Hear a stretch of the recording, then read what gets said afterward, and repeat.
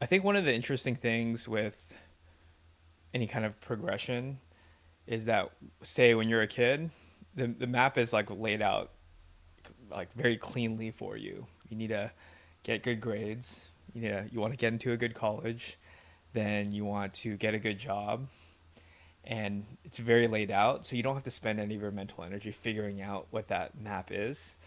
I think once you leave college, you're like say 24, 25. That's kind of where a lot of say quarter life anxiety comes from, is because the map isn't really laid out for you. Like there are many different maps that you can walk across, and many young people are paralyzed, like regarding which way they want to go, including myself. I definitely felt that way when I was say 23, 24 as well.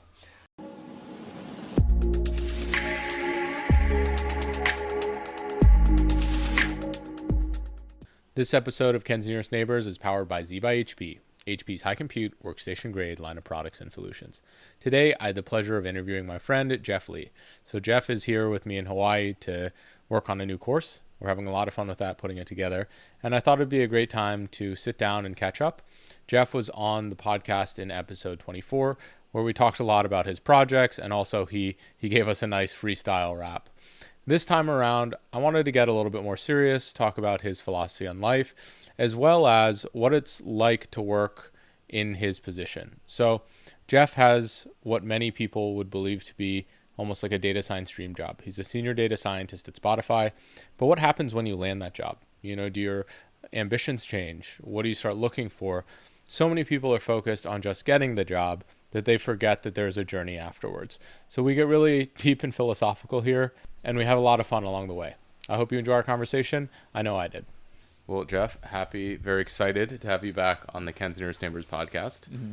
Also very happy to have you back in Hawaii momentarily. So this is, again, always enjoy seeing you. You're one of my closest friends in the space, I believe, and excited again to hear more about what you're working on, what's mm-hmm. changed since the last time you've been on the show. Mm-hmm. Why don't we start with what you're doing here right now? So I secretly came here to ransack Ken's apartment when he's not there, when he's out at jiu-jitsu. So that was part of my master plan. So I just told my plan. But in seriousness, I would say what brings me here, well, Ken and I have been talking since last year about building this ML course with partnering with 365 Data Science. And I took some time off from work to fly out to Hawaii and came here to make this course with you, and also just to catch some waves, since there aren't as many of these types of amazing waves in New York. That's incredible. And so for those that don't know, Jeff is unbelievably active and outdoorsy, and you recently broke your collarbone, so it was a little bit hard to do as many outdoors things. So I bet you're pretty excited to start surfing again and balancing those things. How have you felt when you couldn't really do as much physical movement? How did that affect your work or those other things in your life? Or was it like, I'm always moving around, this is a time where I can dedicate and focus on stuff? Mm-hmm. So yeah, I can get a little deeper here. So I would say I would say for context, athletics is a really big part of my life. I've loved sports since I was a kid. I derive a lot of happiness and fulfillment from playing sports. But, injuries are part of the game when I am out and about and I am exercising and playing around this often. So, it's bound to come at some point. So not super surprised. However, I would say that luckily I kept my identity pretty diverse. So I wasn't just completely investing myself fully in sports. I invested myself in work, data science, like reading, writing, and doing many other things outside of sports as well. So I think that for me, it didn't really affect me mentally or emotionally too much. It was really annoying that I couldn't really go play sports, but luckily it was just my collarbone, so I wasn't in crutches. I could still walk around, and it didn't affect my life too much. So you talk about sort of diversity in the things that you're involved in. Mm-hmm. How do you go about finding new things that are interesting to you, new opportunities to sort of stretch yourself? I mean, again, for context, everyone, Hmm. Jeff used to do this, or you might still do this challenge where you try to immerse yourself in a new activity every month. Hmm. How has that evolved over time? Yeah, so I would say so many parts to the question. So I would say that to address that first, yeah, a few years ago I did this project called Month to Master, where I was trying to master one different skill per month. They can range from Spanish, surfing, dance, wide variety of skills. So I would say like these days, it's more or less evolved towards me focusing in on a few skills that I'm very excited and passionate about and wanting to go deeper in those skills rather than trying like a wide variety of skills. So that's like the first part of your question. However, it's still important to keep your identity diversified. Otherwise, when you say lose one part of it, you're not super devastated. So, your earlier question was, how do I find different things to dive into and find different things that I'm interested in. So I would say like this, uh, like as data scientists, can think about it very logically, but I would actually say this is more of a like kind of seeing where your intuition lies and seeing what makes you the most excited. I would say that the way I pick activities that I'm interested in is, maybe like 2 to 3 stage process. First, if I'm just like curious about an activity, I'm not really thinking about, am I gonna like make a lot of money from it? I'm not thinking about, hey, is this gonna get me somewhere? Or I do sometimes think about that, but for the most part, if I'm like just genuinely curious about a specific skill, like say salsa dancing, I'll always just sign up for a class for it, and I'll just try it out. Sometimes I might not like it, sometimes I might like it, and if I do like it, then I'll just continue doing it. My problem is actually just trying to do too many different skills, and I'm not really trying to get better at one of them, or I'm not really seeing as much improvement in one of them. But yeah, I would just say generally you have to kind of follow your intuition here on what you're just naturally curious about, and to not judge yourself for being curious about it, and to at least experiment with it. Do you find that you ever just get really obsessed with certain things, Hmm. or is it more that doing multiple different things allows you to focus on each of those more independently because you're not maybe exhausting all of your focus on one thing? I definitely get obsessed with certain things. I think I kind of see it as a knob. Sometimes I'll need to turn it on more, and sometimes I'll need to turn it on less. It also really depends on I how much time and energy I really want to devote to something. If I really want to make this my priority, I can become obsessed with it. However, I can also turn it off. So like I would say, for example, surfing, I got really into it, but I came to Hawaii to make this course, and if I could let myself just get obsessed with surfing and just like surf all the time, but that's not like my priority is coming here to make this course. So there is having that obsession is really good to like kind of get better at things, but sometimes it needs to be measured because I think in your case you're really into jujitsu. You can't just be going to jujitsu all the time. You're not spending time with your girlfriend, your family, and all that stuff. So, still kind of figuring out a way to stay measured with it, but also still keeping it going because you need that obsession to get better at things. I thought you were just here to hang out with me, dude. What the hell? Yeah. um, so, I mean, off of that, we have this sort of, this idea of obsession, right? Hmm. But with surfing, with Hmm. something like jujitsu, those are things you can't physically do all the time. So Hmm. there's a natural cutoff switch. Hmm. Something like coding, something like data where you're in the comfort of your home, you're working, that is in theory something you could do for 12 hours a day. I mean, most people Hmm. can't, the mental capacity, and I mean, I couldn't do that. I'd be so drained. But there are Hmm. some people that do go down that rabbit hole. I mean, how do you, if you become obsessed with something that doesn't have a natural cutoff switch, Hmm. I mean, how do you back out of that, or what do you do around that? Is that a good thing? Is that a bad thing? Hmm. I mean, I think whether something is good or bad is always just relative to what goal you're looking to accomplish, or yeah, what you're trying to get out of it. If your goal is to really become great at coding, really like get into the field, break into the field, then yeah, being obsessed coding 12 hours a day could you know be conducive to that goal. The problem with that is, let's say that you have family, you have a say boyfriend or a girlfriend, and you need to spend time with these people. Like being obsessed with things is going to come at a cost, you know. for with to other areas of your life. Maybe you're coding for 12 hours a day, but then you're not exercising, you're getting unhealthier. So in that sense, it's, quote unquote bad. So it really depends on what you're trying to accomplish. So yeah, I would say like it depends. Yeah, that's my answer there. So, where you are in your career, you've worked at some awesome companies, you're a senior data scientist now, and a lot of people look at where you are and they say, "Oh, he's made it. He's done XYZ." Hmm. And they don't really look to past that point.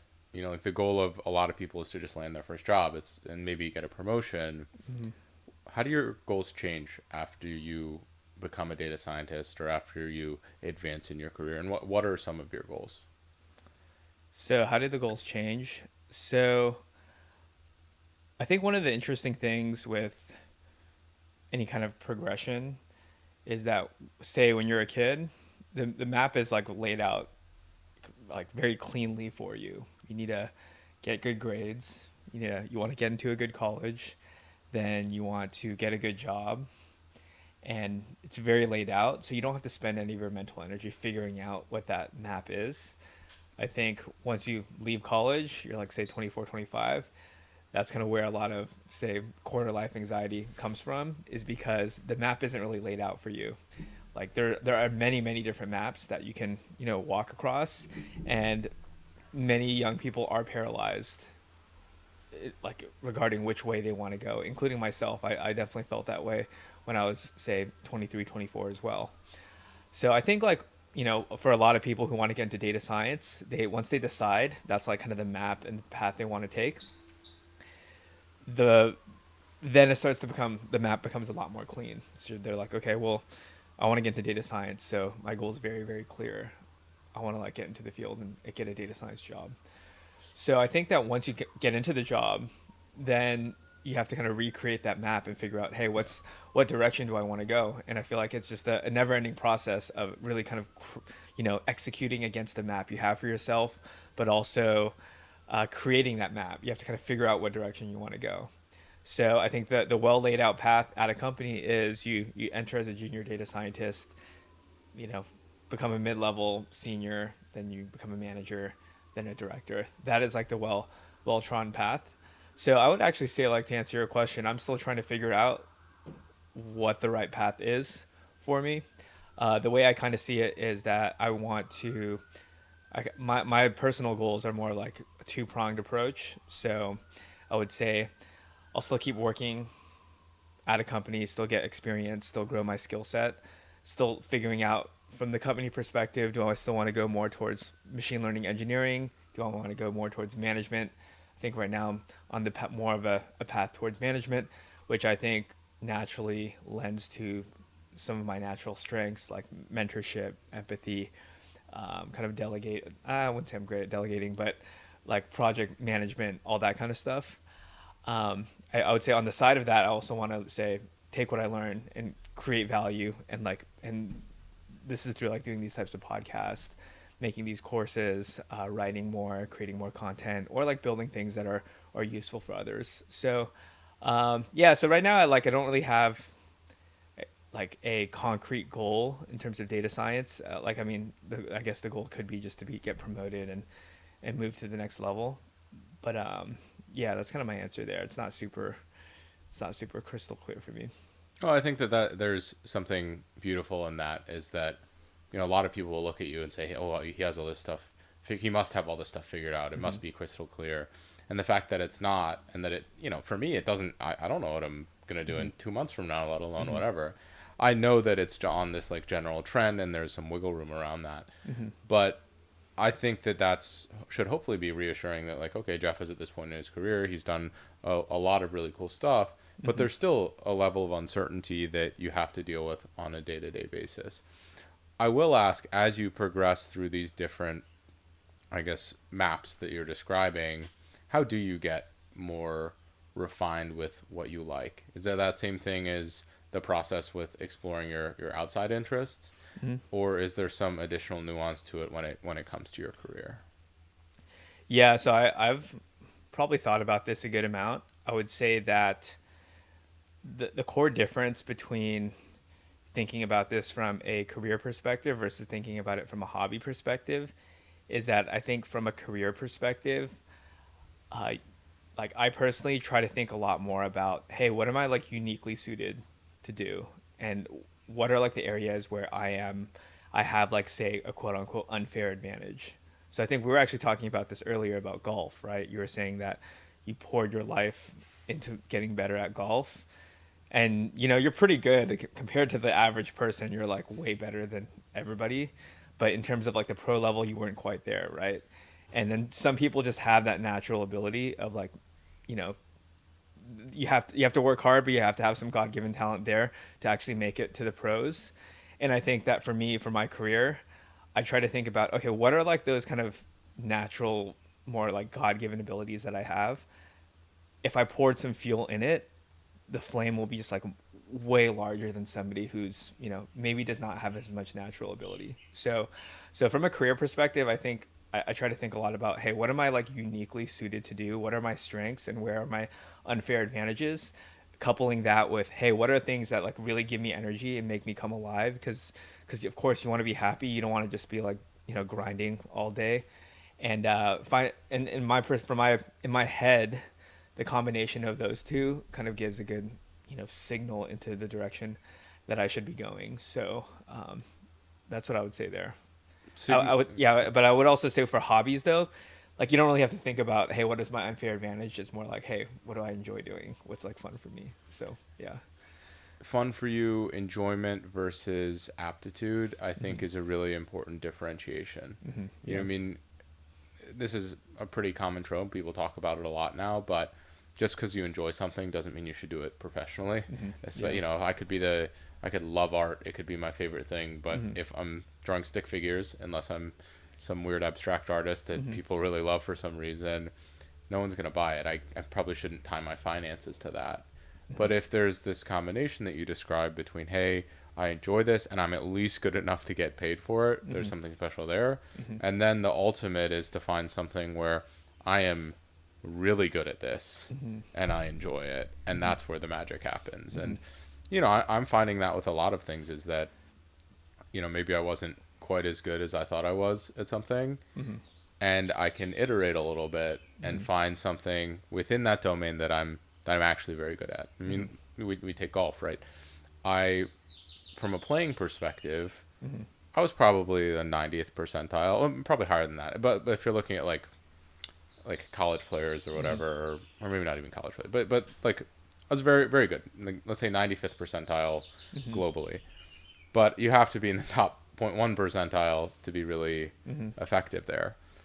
But even within that golf domain, if we're looking at statistics Mm-hmm. and thinking about, applying these things to professional athletes, helping them improve, Mm-hmm. in that subcategory, I am, probably one of the best in the world, just because Mm-hmm. there aren't that many people. But Mm-hmm. at the same time, I can blend those skills and really differentiate myself there. And so it's Mm-hmm. not like, I had to go all the way back to the drawing board. Mm-hmm. No, there was like this little pivot off of what I was already doing in golf that can Mm-hmm. get me there. Mm-hmm. And I think that at least for me, that sort of blew my scalp off, is that I don't have to just run all the way back to the starting line. Mm-hmm. I can sort of lever what I've been working with and massage it into exactly what I want it to be. I can even create my own category if I Mm-hmm. want. Mm-hmm. And that is hopefully, again, inspirational and something special that you can evaluate. Something also that we've had a lot of pretty deep conversations and talking through these things and evaluating them. Mm-hmm. I mean, is that a big part of your process? I know for Mm-hmm. me, just talking to people, hearing these things come out of my own mouth, I learn things that I didn't know about myself. Mm-hmm. And it's very strange. Mm-hmm. Yeah, so I mean, that's like one of the ideas of like I think I was reading about Naval Ravikant, specific knowledge. So the idea is that I think the quote is from Jerry Garcia, like you want to be the only person who can do what you can do. So there's like, I think we were also talking about this the other night. There's like two different types of games, like winner take all. Is like you have to be better than everybody else to be successful. And then the second type of game is there can be multiple winners. So I actually would say that when you're talking about intersecting these different skills, this is a game where you can actually find ways to become where there can be multiple winners. So I'm really fascinated by this topic because I think that there are people. Let's say like let's take a financial planner as an example, right? General financial planner. There's many of them. Like there's hundreds of thousands in the world. However, let's say that like you're a YouTube creator, right? You have a specific type of unique financial situation. Now let's layer on like say a YouTube creator on top of a financial planner. Now let's say like, oh, this is a financial planner that specializes in like YouTube or like say entrepreneurial finances. Well, now that we have like you have 100,000 financial planners, now that actually diminishes down to like say, I don't know, 1,000, and then you can like layer that like one more level on top of it. You can say like, hey, I'm a financial planner focused on YouTube creators ranging from like the 100K to 500K subscriber mark.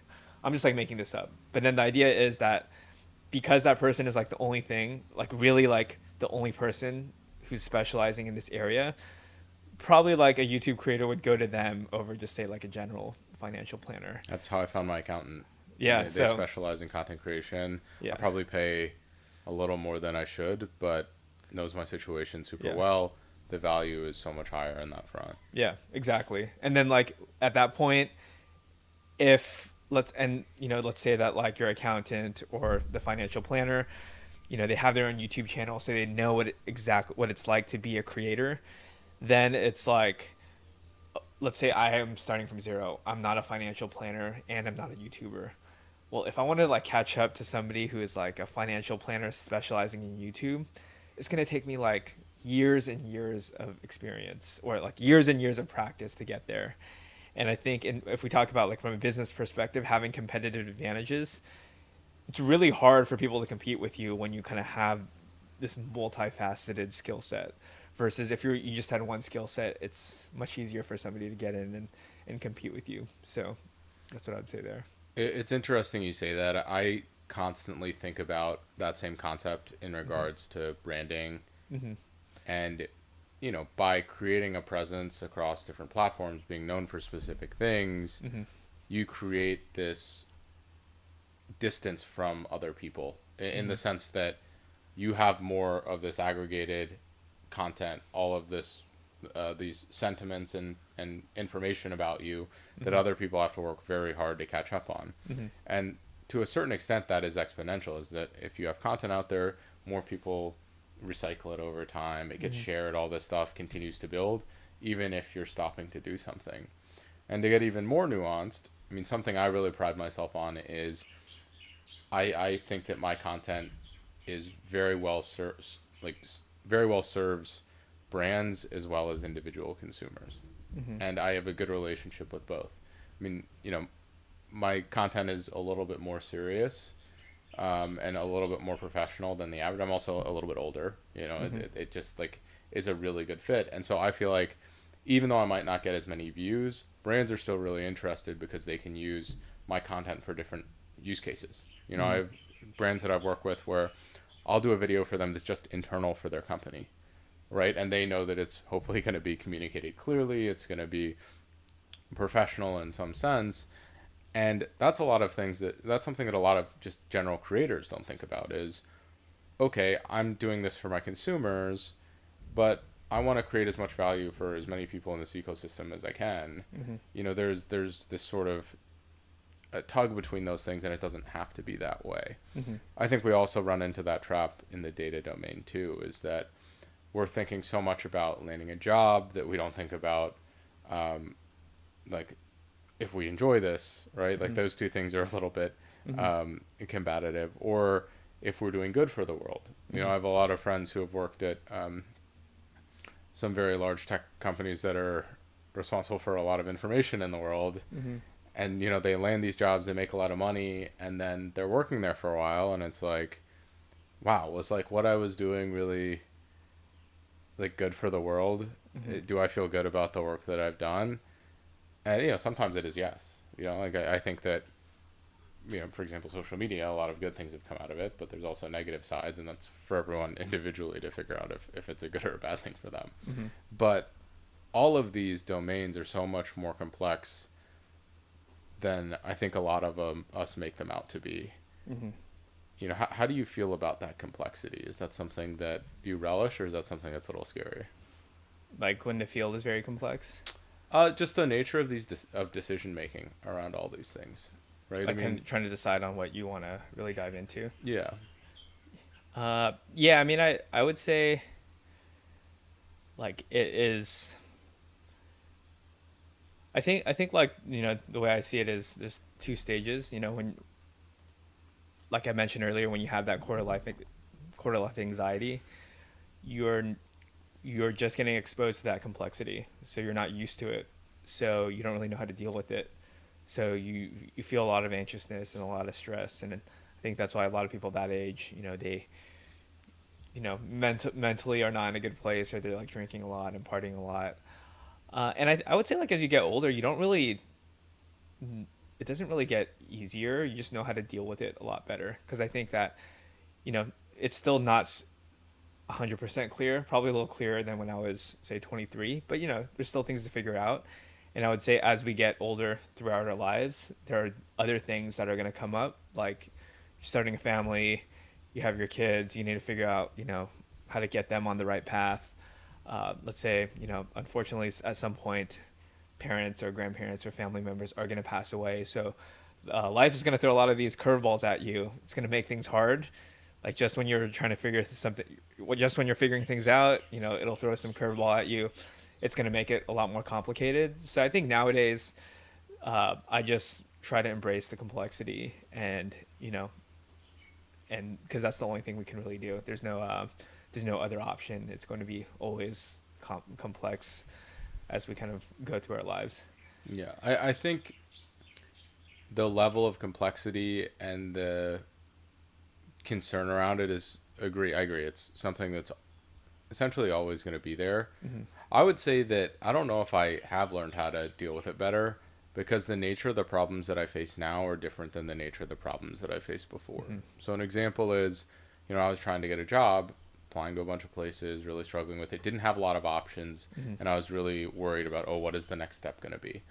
Now, very fortunately, I'm in a good spot. I have a lot of really good opportunities, but now I have to say no to things that I think are really fruitful or value driven or important. Mm-hmm. An example is I get a lot of messages on every social platform now, people asking for advice and help. I would love to be able to answer all those things, Mm-hmm. but it's a trade off for my time to be able to invest in other things that it just isn't worth it for me to spend 4 hours a day responding to messages.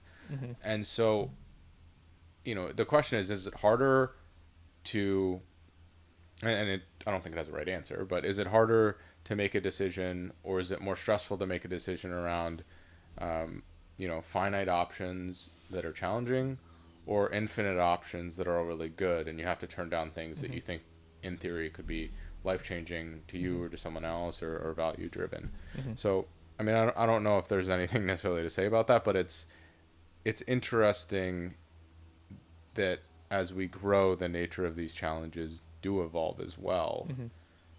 And I guess maybe that's just the fun of of living, right? Mm-hmm. Yeah, yeah. Yeah, I mean, there's always going to be some kind of challenge in front of you, and problem. You just really kind of just upgrade the quality of your problems. So as you Or move up, hopefully. yeah, idea. Hopefully, you upgrade.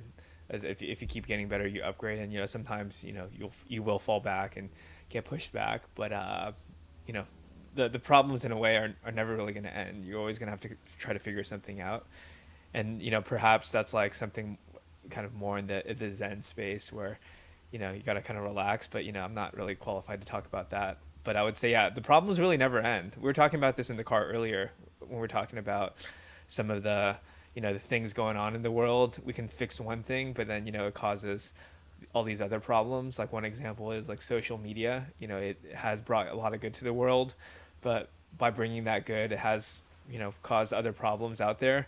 And it is kind of a, in a way, it can feel like you're running on a loop where you kind of fix one thing, kind of creates another problem, fix another thing.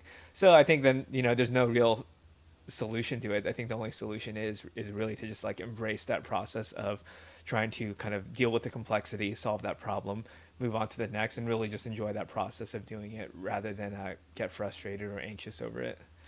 Yeah, I mean that is a very interesting perspective. I mean, to use a metaphor, sort of like I guess when you're surfing, right? Mm-hmm. There's always going to be a next wave coming, Mm-hmm. effectively, Mm-hmm. and you have to choose if you want to ride it. You have to choose, if you do ride it, how do you approach it, and a lot of these different things. And if you're surfing, you're looking at all those like challenges. It's an enjoyment thing. Mm-hmm. If you're out there and you're not surfing and you're getting pounded by these waves, you don't know when they're ever going to stop, Mm-hmm. then it's terrifying, Yeah. right? And so if, maybe if we all look at life and the challenges as waves to ride rather than things that are meant to just take us out, Mm-hmm. there's some, you know, some, I don't know, beauty in there. Mm-hmm. It's kind of weird that I just called my own metaphor beautiful, but It's all right. This episode is brought to you by Z by HP, HP's high compute, workstation grade line of products and solutions. Z is specifically made for high performance data science solutions, and I personally use the ZBook Studio and the Z4 workstation. I really love that Z workstations can come standard with Linux, and they can be configured with the data science software stack. With the software stack, you can get right to work doing data science on day one without the overhead of having to completely reconfigure your new machine. Now back to our show. it is what it is. I mean, a lot of the stuff we talk about outside of the course is not related to data science, right? I'm really interested, you're very introspective. We talk a lot about, hey, I'm thinking about this, planning this. Outside of work, what are some of your goals, like personal development wise? I mean, you share a lot of these things on your blog. You know, this year, what are you hoping to achieve? Yeah, so I would say outside of work, I'm not going to answer it directly. I'll kind of answer it in my own way. So one of the things I really kind of thought about was, what are the ingredients I need to feel fulfilled and really happy with my life? So I really like boiled it down to a few. So the first one is like learning and skill development. I want to be like I want to continuously keep growing myself in a specific skill set, whether it's like say sports or work, etc. The other one is doing difficult things. So always having some sort of challenge in front of me. I would say I love sports, so being an athlete in some sort of way. I think this is more of the health side of things. So I think athletics really resonates a lot more with me. The other one I have is building useful things for other people. So that relates a little bit more to work. So building or creating things that actually help solve problems and add value to other people's lives. And then the last one is community. So having a community of interesting people that I'm surrounded with, where we are helping each other, help boosting each other up, and yeah, in a way, it's like an extended family. And I would say, for me, if my life, both work and personal, has all those things, I will say it's like I'm pretty fulfilled and happy, and that's really like all I need to be happy. So I kind of have those as the themes for myself, both like at work and outside of work. So since I just moved to New York City, I'm very focused on that community piece because when I was in Hawaii, I felt like I built a pretty good community here. In New York, I'm starting to build it, but it's not quite there yet. So that's kind of what I'm focused on outside of work and really trying to learn, hey, what is the process for how to build a strong community? What's the process for building really strong relationships with people? Because I have friends from college, other parts of my life, but I want to kind of, continue to keep growing those friendships. So, from a data perspective, how do you evaluate those things? I think that that's always something that I struggle to do. I mean, there's things that I want to do, like community building is one of the most important things in my life. It's something I find immense joy in. But it's like, how do I know I did a good job at that? Yeah, so I mean, I actually think that this is an area where it's like less quantitative and more qualitative. I would say the way I kind of gauge whether I've built a strong community is whether I feel fulfilled with kind of the relationships that I have. and the people that I'm surrounded by. So it's really like more of a feeling versus like, oh yeah, this is like the end point of, I've accomplished building a community. I also think it's like less of it's less of start to finish, more of like it's more like a garden. A community I see is more like a garden where you want to keep cultivating that garden, like you cultivate your relationships. Because if you just kind of leave them and don't pay attention to it, it's gonna kind of wither away and die. So I kind of see it more like a garden rather than like a start to finish type of thing. Yeah. I like the garden cultivation type thing.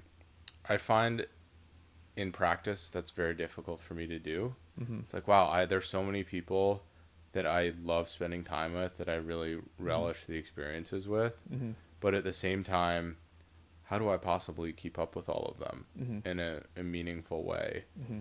And that's something I really don't know the answer to. Mm-hmm. You know, it's very, very challenging. And it's something that we talked about earlier, just Mm-hmm. a couple of minutes ago, is the opportunity cost of a lot of time. Mm-hmm.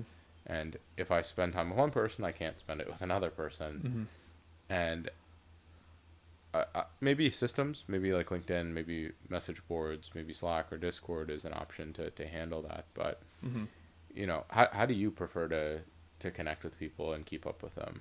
Mm-hmm. So yeah, I've actually thought a lot about this, and I've kind of broken it down for both, like say, growing new relationships and also like keeping up with the current ones. So I would say in terms of creating new relationships, I found that say whenever you're in a new place or like in a new city, I find that if you can get into the right group chat, you'll like kind of that'll really like open the doors for communities. Because I think if you're in a group chat with 10 people, you can just send one message and it'll like go to 10 people with a single message.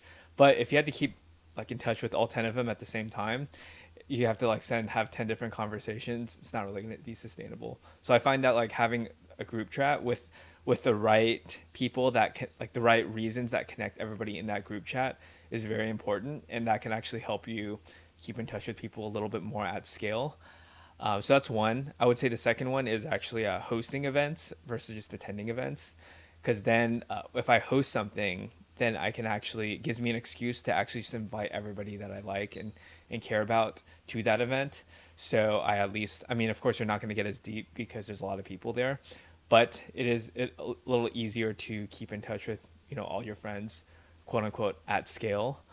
And I would say then the third thing I would say here is that there's different levels of friendships. So there's like the first level is where you're friends based off circumstance. Let's say you grew up together, you happen to like do the same thing, you have that shared experience. Second level is interests. Like you like golf, I like surfing. I have friends. We both have friends that like the same things, so it's easy for us to all get along. But then I think the third and most important one is like a value alignment. So you don't even have to like the same things, but if you value the same things, then you can you'll definitely get along. So I would say that, in my perspective, cultivating those relationships at that third level, the values one, is where like, hey, I want to spend more one-on-one time with this person. If it's like interest based, hey, let's like have a surf trip and like invite all our friends who are into doing that. So yeah, that's kind of how I think about it. My thought is, how do you, outside of having a podcast and inviting people to talk about their values on every, Yeah, yeah. whenever I have them, how do you elicit those like value-driven conversations? Something I think a lot of people struggle with is just having deeper conversation than small talk with new people. Mm-hmm. Bridging that gap, I mean, for me is pretty easy because I'm just like super direct and I'll ask just weird stuff that people aren't comfortable with. Mm-hmm. But is there is there more of a systemized approach of getting to know someone in that way? To like kind of pull out their values. Yeah, to pull out their values, to take it from, to like probe beyond situational interest or like circumstantial interest. For example, a lot of my friends who are circumstantial, like based on we grew up together, whatever it is, they probably don't like having conversations with me too much because I talk about stuff that they're just not comfortable talking about. Like, oh, like how does that set you up for this in the future? Like, what are your goals? Like those types of things. And frankly, that can be scary for some people, and that concerns me a little bit that it's scary for them. But you get what I'm saying here. Yep. So the question is like really, how do you kind of glean values out of somebody to know if you're like a good Yeah, possibly match? without scaring them off. Yep. Okay. So I would say, yeah, I mean, I guess it's interesting. We're really diving into social skills now. And I love this topic. So happy to talk Oh, I think about you have it. very good social skills, so I appreciate good it. person to talk. Yeah. So I actually have to practice this a lot because, when I'm in New York, going on dates, I need to quickly be able to pull out what their values are and to determine if they're the right fit or not. So usually like the more innocent questions I'll ask up front is, what do you like to do in your free time? Because usually I would say what you decide to do in your free time is a good indication of, hey, what do you value? Because if at work you're kind of forced to do certain things if you're working for somebody else, but when you have your free time, you literally can do whatever you want and whatever is more important to you. So usually then if they can kind of say something like, hey, like, I like reading books, and then I say, oh yeah, like what books have you been reading? And I find that books, because I love reading as well, very easy way to kind of see what they value, like what kind of books they're reading. Um, and that's like one way. We've both read. Yeah, we read the same books. So many books. Well, it's fun to like. I really enjoy sharing books with you because Yeah. a lot of the times you read them, and almost all the books. I think every book you've ever recommended me has been really good. Yeah. So, Yeah, so books is one way. The other one is like, hey, if they're into sports, we can easily talk about, what teams they like. But of course, like sports, there's like a limit. You just kind of just like it's not as deep. But that's like one way. But yeah, I usually like to ask, hey, what do you like to do during your free time? Then that gives me a couple like threads that I could potentially pull on to dive deeper into what their values are. And yeah, and I would also say another way I gauge this is by the questions that they ask me. So if I say something, do they take it a level deeper and like kind of introduce a different dimension towards what I said, or do they kind of leave it at that and still stay, shallower within the conversation? I mean, this is gonna sound possibly borderline creepy, but I think that there's plenty of frameworks out there to help you understand how other people are, and you can borrow from the way that they are structured to figure out how other people view the world. I mean, there's the ocean framework, which is I forgot what it stands for. Openness. I remember the N is neuroticism, but from that framework you can learn a lot about how someone views the world. Like openness is, do they like trying new things, right? And there's a certain question set that you can evaluate to see if they're into those things. I personally really like to talk to people or be around people that want to experiment and try new things. The most recent trip I went on where I met a bunch of people, almost all of them were really open to trying new things, trying new foods. It was like the easiest trip I've ever been on in terms of like what we eat. Usually, I go with friends and it's like, oh, this person can't eat this person can't eat this person can't eat that. And it was a very interesting experience. Yeah, I guess you can, I don't know, you can just sort of use some pre-existing things to get a little bit more sophisticated with how you dig. I also obviously haven't gone on a date in a while. I've been in some serious relationships. And so that probably wouldn't go over great. Here, take this test for me. Can you fill out the survey on our first date? I think I know what you're talking. The openness, conscientiousness, Yeah. extroversion, agreeableness, and neuroticism. Yes. That's it. Yeah. Okay. I've taken that. Yeah, I've seen that one before. I think that's actually my favorite framework. I think it's the most practical for interpersonal relationships. Yeah. I mean, I guess, yeah, when you see somebody, you just say, hey, like, before we spend more time together, just like take this quiz, send me the results, and then we'll follow up. I wanted to film a YouTube short about, it's called "You're on a Date with a Data Scientist," and just like some stuff like that. Like, what would a data scientist say on a date? Like, very stereotypically. Yeah. It's like, oh, you have the data to back up that claim. What examples do you have? Yeah. So can you just shoot me the links to your ex-boyfriend's social media profiles? I want to see like how they stacked up, what you're into, if I fit the category. Yeah, it's funny. Yeah, I always kind of do that. Just over apply logic in data science to like non-logical things, but Yeah, I think that there is some challenge with making decisions if you're overly analytical, because there's infinite variables associated with so many decisions, hmm and we can't possibly quantify all of them. So we get in this trap of never having enough information to make the decision. hmm And I mean, there are a lot of things that are like 50-50. You just don't hmm have enough information to be able to really tell. hmm And I know I personally freeze quite a bit, hmm or I don't make an action. hmm And something I've realized recently is that we're very good at quantifying the cost of doing something, like taking an action, but it's very difficult for humans to evaluate the cost of not doing something. hmm And I'm trying to integrate that more in my life, but it's really hard. I mean, hmm we're so bad at evaluating, oh, if I don't do this, what are the downstream effects of that? Just like it's like if I don't exercise, Yep. what's gonna happen, right? Exactly. Yeah. I mean, exercise too, there's like, that's like multifaceted, because exercise, you have to do it consistently, you have to do it over time, and the payoff is nonlinear. hmm Whereas, it's like, oh, you know, if I don't eat this, I guess that's the same thing as if I don't eat this pizza and cheeseburger for lunch hmm versus I do eat it. You understand what the payoff structure is hmm there. Yeah. Yeah, and the nature of decision making, I think, is very nuanced and kind of funny.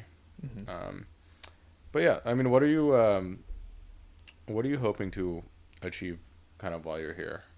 You are taking some time off work. hmm Does taking like chunks off of work, does traveling and working from different locations, is that something that you think makes your quality of work go up? Or is that something you're like going to get back and be like, oh my goodness, I have so much stuff to catch up on? So like, is traveling gonna make me more productive, or does it make me, more scattered, or Yeah. Okay. I mean, I'm pretty used to it now. I've been traveling and working quite a bit. Now my home base is in New York. So I think my productivity, I don't have a huge drop off in productivity when I travel. The only thing is when I do travel, it's hard to keep a consistent routine, because every time you switch locations, you have to rebuild your routine. So that was probably the main negative I've had with traveling a lot, where it definitely would mess up my routine. Like my routine here is not really, I don't really have a routine right now. I'm still trying to like figure it out, but it takes Once you figure it out, you leave. Yeah, exactly. So that's probably the negative. But yeah, no, I'm pretty used to traveling. I kind of see myself in the future, living with the home base, but also traveling a part of the time as well, because adventure and like talking about openness to new experience, trying new things is a big part of my life. What new experience have you not gotten to do yet that's on your bucket list, or not bucket list, but that you'd really like to do? I know you climbed Kilimanjaro hmm earlier this year, or was it last year? Last year. Last Probably year, last year. and you've done some pretty extreme things. hmm What is it that you haven't done, and why do you want to do that? Oh, there's a lot. So I would say one is surfing in Alaska. Sounds It's cold. like, yeah, exactly. I mean, for me, I was telling another friend this other day. Any experience I have, I like it when there's some level of suffering that I have to experience, because I feel like having some level of suffering really, like, one, to talk like David Goggins, calluses my mind, and then two, it's actually kind of more of it's called like eustress, or like type 2 fun, where in the moment it's not very fun, but when you reflect on it, you're like, oh, that was like, a great experience, because it really had you really feel like it had an impact on your life, and it's really like conducive to personal growth. So a lot of the experiences that I want to have are really of of that nature. So there's like this one thing that I've been thinking about for years, living in the wilderness. So they have this thing where you go into the wilderness without anything, and they just teach you how to live off the land, and you just have to live off the land for like a month. Damn. So that's like one I've wanted to do. Well, I told you Yeah. next year I will do that with you if you can't find anyone else to do it this For sure. year. I'm gonna hold you to that. I I'll actually do forgot it. you said that. I'll freaking do it. Yeah, maybe. Yeah, maybe. Yeah, we'll talk more about that later. But yeah, that's like one I've wanted to do. I love language learning, so I do. Well, if we run out of food, We'll have to hunt. no, I'll hunt me some Jeff. Or whoever runs. You'll just have to outrun me. No, Right. you'll absolutely outrun me. But your jiu-jitsu might be better, so you might be able to like wrestle me down. Why do you think I've been training so much? Yeah. Oh my goodness. Okay. Yeah, but those are just a couple. Those are like very physical. I would also say there's like a bunch of things that I want to learn. I'm really fascinated by languages. I love how languages really can connect you to a different culture. So whenever I go to a new country, I always try to like learn at least a small phrase, and I'll just say it really badly, and the locals just love you when you try that. So yeah, I have some other like learning projects that I have on my mind, and yeah. That concept is really funny to me, is Mm-hmm. that when you try to speak the language, most people are self-conscious and they'll be like, they think that the locals are, it depends what culture you're in, frankly. Mm-hmm. Like if you're in France and you're speaking bad French, they'll be like, no, just speak English to me. Mm-hmm. But in South America and quite a few other countries, if you're trying it the language, they like it, they'll help you and do whatever. Mm-hmm. But to me, that's a really interesting sort of misconception, is that, I study the language. I'm not fluent in Spanish, but I like understand most of what other people are saying to me, but I'm terrified to speak it. I'm like, oh, they'll make fun of me, all these things. And they almost never do. Mm-hmm. I wonder why that phenomenon is that just like the lack of confidence, even when people are generally pretty inviting, why we're so scared to engage like that. I see. Yeah, I mean, my guess is there's some fear of embarrassment when you are not good at something because you doesn't really paint you in the most positive light. So when you don't know the language very well, you in a way do have to kind of embarrass yourself a little bit.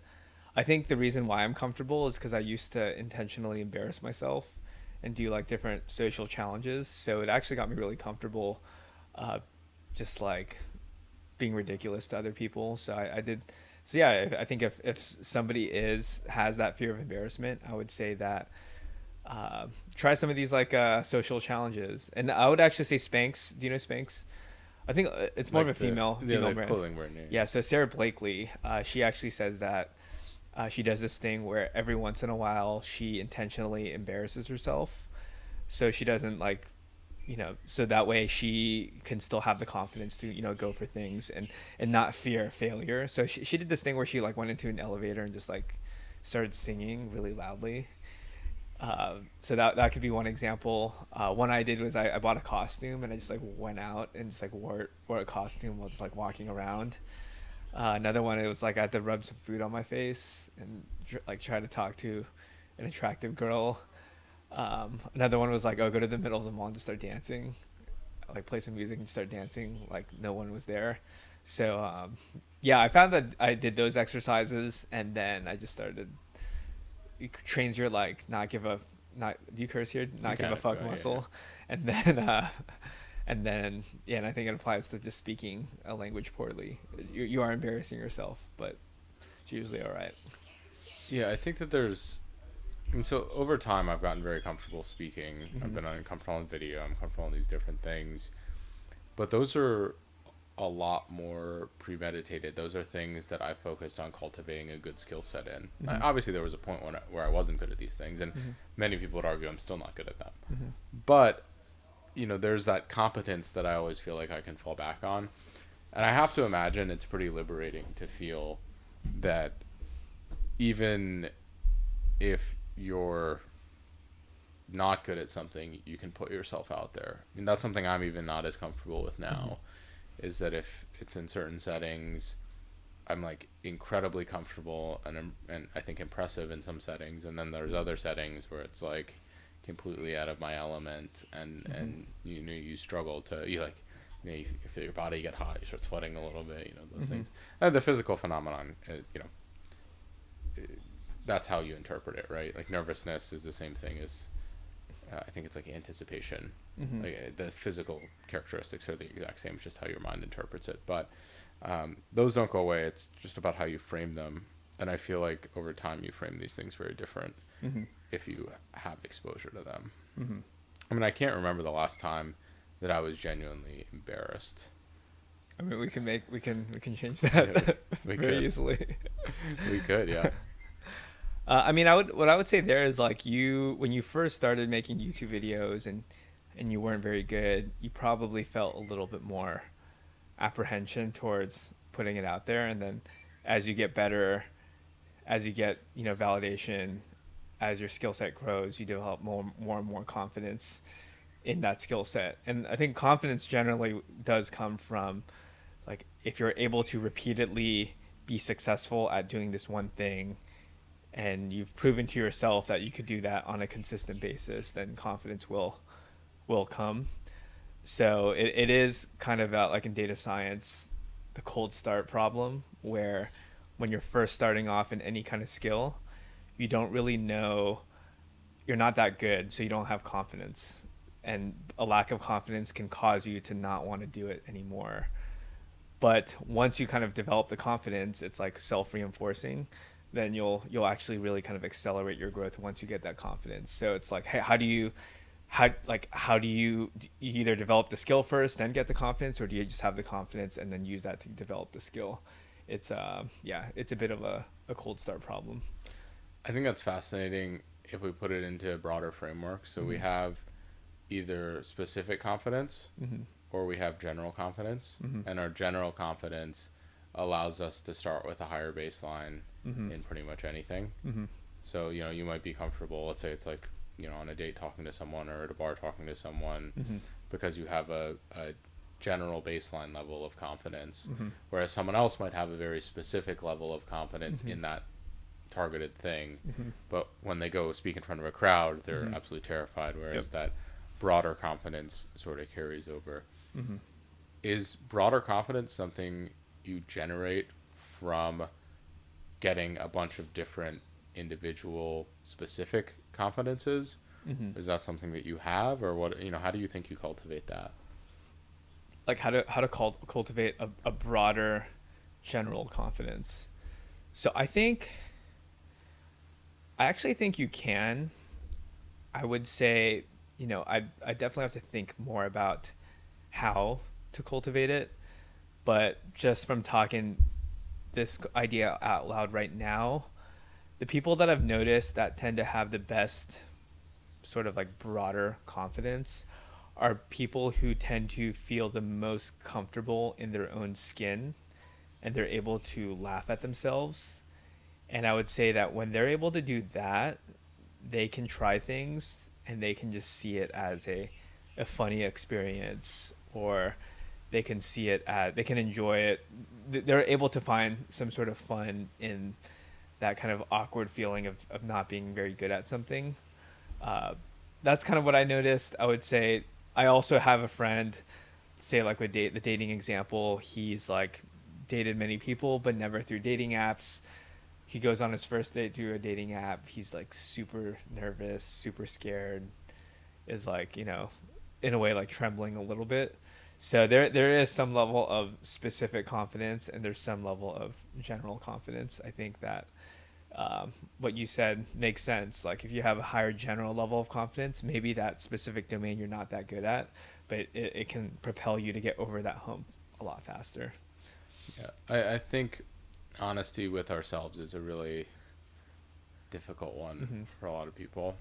And I try to be as authentic with that as possible, but there are some things where you're just like, you don't want to admit it to yourself, even now. And I think I'm probably in like the, I don't know, at least 90th somewhat percentile and understanding my capabilities, what I'm good at, what I'm not good at, what I need to work on. Yeah, I mean, I guess that comes full circle to our introspection conversation and just, self-evaluation and experimentation. I mean, how how much do you think you need to balance like experimentation, trying new things, with self-evaluation um, and like looking at how you feel about those different things, or is that just a constant iteration loop? Yeah, I mean, I see it more as like they're, to do both. So you experiment, then you reflect, see how well you resonate with something. Does it resonate or not? And then you learn from it, and then you experiment again. It's kind of like, when you run A/B tests, right? You run a bunch of A/B tests. You see if it works or not. If it doesn't work, you try to understand why. Hey, why didn't this A/B test work? Develop another hypothesis, test it again, and then you see that it does work, and you're like, okay, this is great, and then we can move forward in a different direction. So I think it's the same idea. You need a little bit of both to experiment, and you also need to be able to reflect and introspect. I like that. A/B testing our own lives. It seems Yeah, like yeah. it seems like you have such a really fun way to look at life decisions and like your personal choices in the frame of sort of a data problem. Mm-hmm. And I think that hopefully that resonates with a lot of people. It's just kind of fun, and that's something I've always enjoyed about our conversations. We always seem like we come out of things with a framework for understanding something larger and something more complex. Like maybe it doesn't touch on every single element, Mm-hmm. but it seems like we can sort of have a bit more understanding of the world, or put it into a tidier box, Mm-hmm. um, which is inherently human, right? I mean, Mm-hmm. we make decisions based off heuristics. We kind of have to, or else we'd be overloaded with information. Mm-hmm. And the better our heuristics are, the better and more successful we become in life. Mm-hmm. And I think we can develop more optimal heuristics Mm-hmm. through a more systematic and maybe data-driven approach. Mm-hmm. Yeah, no, absolutely. And like develop more heuristics. I kind of see it as more like you have these different mental models of like how the world works. And that's actually why I think learning is really important, and not just learning from your own field, is that by learning from all these different types of fields, you can actually take these different mental models and cross-pollinate them. So like, where I'm applying A/B testing to real life. We were earlier talking about like how surfing can compare to like, getting pummeled and, being able to get back up and try keep trying things. So I do think that like by trying a lot of different things, learning a lot of different things, you have a lot of these different models and concepts to explain the world better. And our human minds cannot really comprehend the complexity of the world. We can only really see things through the lens of our brains. So I think the more we collect of these, the more we can actually just glean insight into, hey, how does the world really work? What are kind of like these laws that are really kind of governing just how nature exists and everything there. I think that there's something pretty exciting about seeing parallels in different things. Mm-hmm. I mean, I look at people are probably tired of how much I talk about jiu-jitsu now, Mm-hmm. but there's a lot of patterns that I see when learning jiu-jitsu that I think are direct parallels to how I would approach learning data, or how I would approach a problem in life, or any of these types of things. Mm-hmm. And I think it pays to be a student in a lot of new things. I think it pays to relish the diversity that we were having before, in order to use the analogous learning that we pick up in these individual lessons. I mean, Mm-hmm. this podcast is about individual case studies of specific people, I guess, in the data domain, or Mm-hmm. just that are my friends or whatever it might be, right? And the thought is that there's been over 100 episodes now. Those are 100 different mental models for people to evaluate their experiences off of, to evaluate if the approaches someone else took might be relevant to the problems that they're facing now. Mm-hmm. And I love that we can do that at scale now. I mean, that's Mm-hmm. one of the reasons why I really like reading, Mm-hmm. is because I get someone else's entire life and their perspective and whatever these things are Mm-hmm. in 4 or 5 hours, whatever it takes me to read a book, Mm-hmm. rather than them having to wait 10 years to write this book, or doing Mm-hmm. whatever it is. That to me Mm-hmm. is like the epitome of how powerful a specific technology or information transfer can be. Mm-hmm. Yeah, absolutely. And and that's why we need to keep reading books, like learning new things. And I mean, yeah, there's argument to I sometimes can consume too much information, but I think for the most part, to keep growing our knowledge base and finding new connections is how we kind of progress everything forward. Are there any books that you're super keen on right now you'd recommend people to take a look at? Uh, hmm. I mean, actually, like I feel like recently. So there's this idea of a Quake book. Do you know Tyler Cowen? Yeah, we've talked about this a Yeah. little bit. So just in case the audience doesn't know. Yeah, Quake books are basically books you read that really shake up your worldview and how you see the world.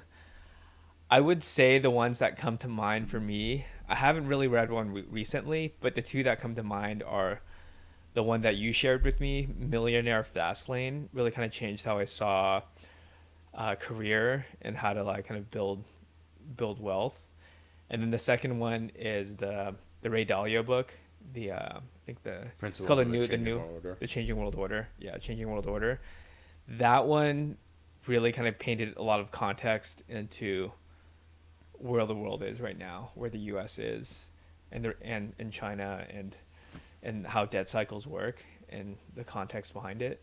So those are probably the two recently that I found to like really affect my worldview. Otherwise, yeah, a lot of the books I've read recently haven't really done it for me. That's awesome.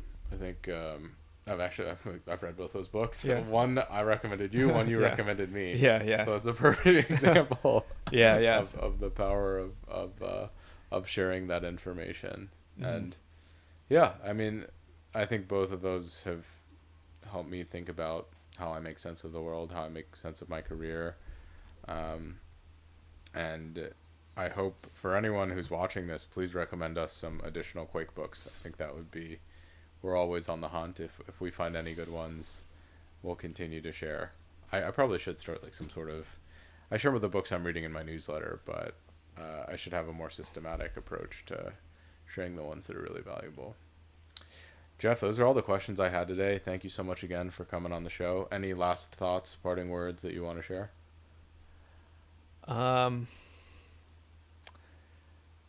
No, I mean, I'd say whoever listened to the end here, appreciate the time. Hopefully you got something out of this. We definitely didn't dive too much into data science, but I think it's nice to dive into some areas that we're both really interested in, and yeah, hope everybody listening has a great day and great rest of the week. Yeah, and I think at the end of the day, all of it is sort of related to data science ancillarily, right? I mean, there's so many ways that we can apply a lot of data concepts to our lives, to our happiness, to these other things, and there's no reason why we should be super quantitative or super data driven in our work and not in our personal life when we know that's probably where it can pay the biggest returns. So I think that's how I would try to very neatly tie it all together. Sounds good. Awesome. Thank you again, Jeff. This is awesome.